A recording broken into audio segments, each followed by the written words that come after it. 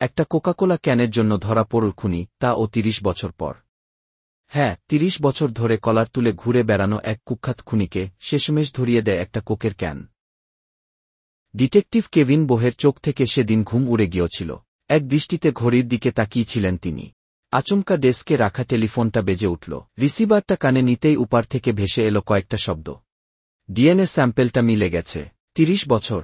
হ্যাঁ, ৩০ বছর ধরে ডিটেকটিভ কেভিন এই কটা শব্দ শোনার জন্যে দাঁত কামড়ে পড়েছিলেন। আসসালামু আলাইকুম, আমি জনি। তিলোত্তমাকে নিয়ে যতই উত্তাল হোক না এই কলকাতা শহর, প্রায় ১ মাস হতে চলল তবুও জাস্টিস পেল না তিলোত্তমা। তাহলে জানলে চমকে যাবেন। এই পৃথিবীতে কখনো কখনো জাস্টিস পেতে ৩০ বছর সময়ও লেগে যায়। আজিকার কাণ্ডে রাতারাতি একটা হেডফোনের সূত্র ধরে সঞ্জয় লাইকিকে গ্রেপ্তার করা হল। কিন্তু ১৮ বছর বয়সী ম্যান্ডে স্টাবিকের খুনের কেসে ৩০ বছর পর একটা কোকের ক্যান ধরিয়ে দিয়েছিল খুনিকে। তাহলে চলুন আজকের ভিডিওকে শুনে নিই সেই হাড় হিম করা খুন এবং ধর্ষণের আশ্চর্য তদন্তের গল্পটা। সাল ১৯৮৯। ওয়াশিংটনের একটা ছোট্ট শহর হল একমে। সুন্দর সাজানো গোছানো এই শহরে সেই সময় জনসংখ্যা ছিল মাত্র ২৪৩ জন। এখানে সবাই সবাইকে চেনে। সবথেকে মজার কথা হল সেই সময় এই অঞ্চলের বাসিন্দারা একে অপরকে এতটাই বিশ্বাস করতেন যে কেউ নিজেদের বাড়ি থেকে বেরোনোর সময় দরজায় কোনো তালা ব্যবহার করতেন না। এই অঞ্চলে বাস করতেন গ্লিন স্ট্যাবিক। পরিবার বলতে তার স্ত্রী মেরি, ২ কন্যা ম্যান্ডি এবং মলি আর এক ছেলে লি।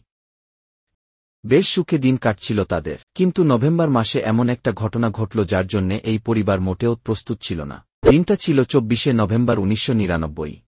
বেশ ঠান্ডা পড়েছে একমেতে। অন্যান্য দিনের মতো এই ম্যান্ডি জগিং করতে বেরিয়েছিল সেদিন। তবে সেদিন তার মা মেরি ম্যান্ডির সঙ্গে জগিংয়ে গেলেন না। ম্যান্ডি তার প্রিয় পোষ্য কায়রাকে নিয়ে জগিংয়ে বেরিয়েছিল। কায়রা ছিল জার্মান শেপার্ড। ম্যান্ডি প্রত্যেক দিন সময় মতো জগিং শেষ করে নুকশাক রিভারু দিয়ে বাড়ি ফিরে আসত। কিন্তু সেদিন ম্যান্ডি আর ফিরল না। ফিরেল শুধু কায়রা। গ্লিন এবং মেরি কায়রাকে একা ফিরতে দেখে বেশ খানিকটা অবাক হলেন। সন্দেহ হয়ে গেল। কিন্তু ম্যান্ডি ফিরে আসেনি।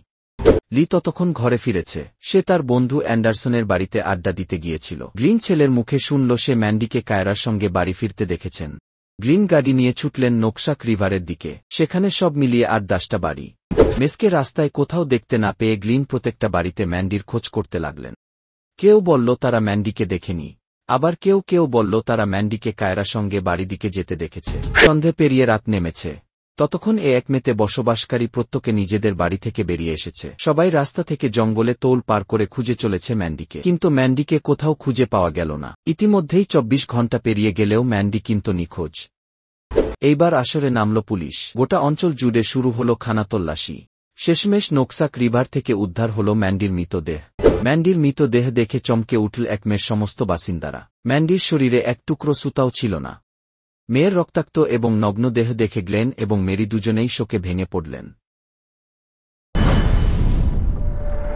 ম্যান্ডির পোস্টমর্টম রিপোর্টে লেখা হল পানিতে ডুবে শ্বাসরোধে মৃত্যু।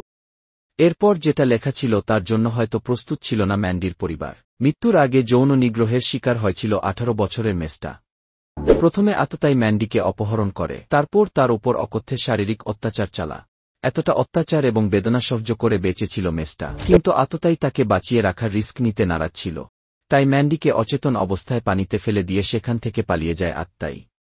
ওই স্থান থেকে আততায়ীর কোনো চিহ্ন পাওয়া যায়নি। ম্যান্ডির শরীর থেকে শুধুমাত্র অন্য একজনের ডিএনএ পাওয়া গেল। পুলিশ সেই ডিএনএ এফআইআর ডেটাবেসে থাকা অপরাধীদের ডিএনএ সঙ্গে মিলিয়ে দেখল। কিন্তু কারো সঙ্গে কোনো মিল পাওয়া গেল না। শহরে মাত্র ২৪৩ জন মানুষের বাস। সবার ডিএনএ স্যাম্পল নেয়া হল। কিন্তু এখানেও পুলিশ হতাশ হয়ে ফিরল। ম্যান্ডির শরীর থেকে পাওয়া ডিএনএ সঙ্গে শহরের কারো ডিএনএ ম্যাচ করল না। এরপর পুলিশের হাতে এলো একটা অদ্ভুত ইনফরমেশন। এক ব্যক্তির সন্ধান পাওয়া গেল যে শেষবারের মতো ম্যান্ডিকে জীবিত দেখেছিল। বাস, সারা শহর এবং শহরের সমস্ত জঙ্গল এলাকা চুষে ফেলল পুলিশ। প্রত্যক্ষদর্শীদের বয়ানের উপর ভিত্তি করে আঁকা হল সেই ব্যক্তির একটা ছবি। শহরের প্রত্যেকটা গলি থেকে রাজপথ সব জায়গায় ছড়িয়ে দেওয়া হল সন্দেহজনক সেই ব্যক্তির ছবি। ছবির সঙ্গে মিল পাওয়া গেল এক ব্যক্তির। তার নাম ডেভিড সুচি। এই প্রথম কোনো লিড পেয়ে নড়ে চড়ে বসল ডিটেকটিভ ডিপার্টমেন্ট। আই উইটনেসদের দেওয়া বয়ান অনুযায়ী ২৪শে নভেম্বর ম্যান্ডি যেখানে জগিং করতে গিয়েছিল সেখানেই ঘুরে বেড়াতে দেখা গিয়েছিল এই ডেভিড সুচিকে। ডেভিড, যাকে বলে ভ্যাগাবন ধরনের মানুষ। এদিক সেদিক ঘুরে বেড়ানো তার অভ্যাস। আর বেশ কিছু মানুষ সেই সময় বলেছিলেন ডেভিড সুবিধার লোক নয়। বাস আর কি, ধরে আনা হলো ডেভিডকে। ডেভিডের ডিএনএ স্যাম্পল নেওয়া হলো, কিন্তু এখানেও হতাশ হতে হলো পুলিশের। ডিএনএ স্যাম্পল এবারেও ম্যাচ করল না। বাধ্য হয়ে ডেভিডকে ছেড় দিতে হল। তারপর আর কি, দিন মাস বছর পেরতে লাগল। দুজন ইনভেস্টিগেটিভ অফিসার বদলে গেল। এবার তদন্তের দায়ভার নিলেন ডিটেকটিভ কেভিন বোহে। সালটা 2018। হিদার এবং মার্লি নামের এই দুই মধ্যে বয়সী মহিলা উইকেন্ডে ছুটি কাটাতে গিয়েছিলেন একটা ওয়াটার পার্কে। একই স্কুলে পড়তেন তারা। দেখা হওয়ার পর পুরনো দিনের স্মৃতিচারণ করছিলেন দুই ভদ্রমহিলা। আচমকা তাদের মনে পড়ে যায় তাদের এক সহপাঠীর কথা, আর সেই সহপাঠীর নাম ছিল ম্যান্ডি স্টাভিক। আর ম্যান্ডির নাম উঠতেই তাদের মুখে আরেকজনের নাম চলে আসে, টিম বাস। এই দুই মহিলা প্রথম থেকেই ম্যান্ডির খুনের পিছনে টিমের হাত রয়েছে বলে মনে করতেন। তারা সেখান থেকেই পুলিশ স্টেশনে গেলেন, ঘটনাটা পুলিশের কাছে জানালেন। 30 বছর পর আরেকবার নড়ে চড়ে বসল ডিটেকটিভ ডিপার্টমেন্ট। কেভিন টিমের ব্যাপারে খোঁজ নিতে শুরু করেন। ডিটেকটিভ কেভিন রুটিন তদন্ত নেবার জন্য পৌঁছান টিমের বাড়িতে। টিম তার স্ত্রী জিনা এবং সন্তানদের সঙ্গে বাস করেন। বাইরে থেকে দেখতে একটা হ্যাপি ফ্যামিলি হলেও এই টিমের ব্যাপারে উঠেছে নানান চাঞ্চল্যকর তথ্য। টিমের স্ত্রীকে জেরা করতে শুরু করে পুলিশেরা। তখনই টিমের স্ত্রী জিনা জানা টিম আসলে একজন মদ্যপ এবং চরিত্রহীন মানুষ। জিনাকে সে নীতিমতা বন্দী করে রাখে, সন্তানদের প্রতি টান না থাকলে কবেই সে এই সম্পর্ক থেকে বেরিয়ে যেত। কেভিনে এবার সরাসরি টিমের সঙ্গে দেখা করেন এবং কেভিনকে বলেন তাকে ডিএনএ স্যাম্পল দেওয়ার জন্য। এবার এই খেলার মোড় ঘুরে যায়। পুলিশকে কেভিন সরাসরি জানিয়ে দেয় সে তার ডিএনএ স্যাম্পল দিতে রাজি নয়। সন্দেহ এবার পুক্ত হল। দিন-রাত এক করে দিল পুলিশ, তবুও কিছুতেই টিমের ডিএনএ স্যাম্পল পাওয়া গেল না। এরপর পুলিশ দেখা করলেন এক মহিলার সঙ্গে। এই মহিলার নাম কিম ওয়াগেনার। তিনি ছিলেন টিমের বস। ভদ্রমহিলা পুলিশের থেকে সমস্ত ঘটনাটা শুনলেন। তিনি জানালেন টিম মেয়েদের সঙ্গে অকারণে ঝামেলা করেন। কিমের সঙ্গে ও তার সম্পর্ক ভালো না। কিম জানালেন তিনি সব দিক থেকে পুলিশকে সাহায্য করবেন। পরের দিন অফিস শুরু হল। টিম ও আরও 5টা দিনের মতো অফিসে এসে নিজের ডেস্কে বসল। ল্যাপটপে কাজ করতে করতে টিম এক ঢোকে কোকের ক্যানটা শেষ করে খালি ক্যানটা পায়ের কাছে রাখা ডাস্টবিনে ছুঁড়ে ফেলে দিল। এরপর চেয়ার ছেড়ে উঠে দাঁড়ালো টিম আর পা বাড়াল ওয়াশরুমের দিকে। ঠিক এই সময় দরজা খুলে এক মধ্যবয়সী মহিলা ঢুকলেন। খুব সাবধানতা অবলম্বন করে ডাস্টবিনের কাছে হেঁটে গেলেন, আর চোখের নিমেষে কোকের ক্যানটা আর একটা প্লাস্টিকের গ্লাস ডাস্টবিন থেকে তুলে নিয়ে কেবিন ছেড়ে বেরিয়ে গেলেন। এই মধ্যবয়স্কা মহিলাটিকে ছিলেন জানেন? হ্যাঁ, ঠিকই ধরেছেন, টিমের বস কিম ওয়াগেনার। প্লাস্টিকের গ্লাস আর কোকের ক্যানে লেগে থাকা টিমের সেলাইভা বা লালা পরীক্ষার জন্য পাঠিয়ে দেয়া হল ফরেন্সিক ডিপার্টমেন্টে। তারপর খবর এলো শেষমেশ ডিএনএ ম্যাচ করেছে। 30 বছরের অপেক্ষা আর তার অবসান। অ্যারেস্ট করা হল টিমকে।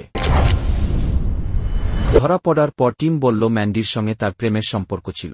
যেদিন ম্যান্ডি মারা যায় সেদিন তাদের মধ্যে ঘনিষ্ঠতা হয়েছিল। তাই তার শরীরের ডিএনএ ম্যান্ডির শরীরে পাওয়া গেছে।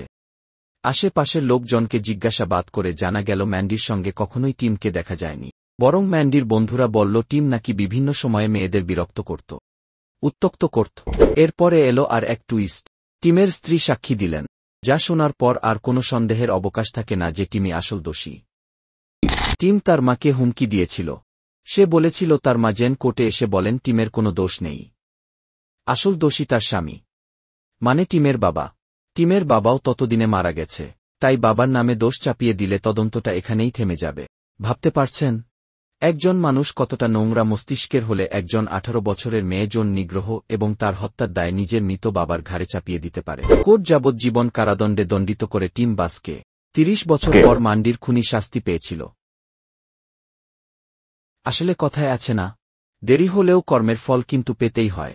আদালত টিমকে সাজা শোনানোর সময় লিখেছিল, আইনের হাত থেকে কোনো অপরাধী বাঁচতে পারে না। আপনি যদি দোষ করে থাকেন তাহলে আপনাকে সাজা পেতেই হবে। আদালতের বলা এই কথাটা যেন প্রত্যেকটা সত্যিকারের অপরাধীর কানে পৌঁছে যায়। সাজা মেলে যেন প্রত্যেকটা অপরাধীর।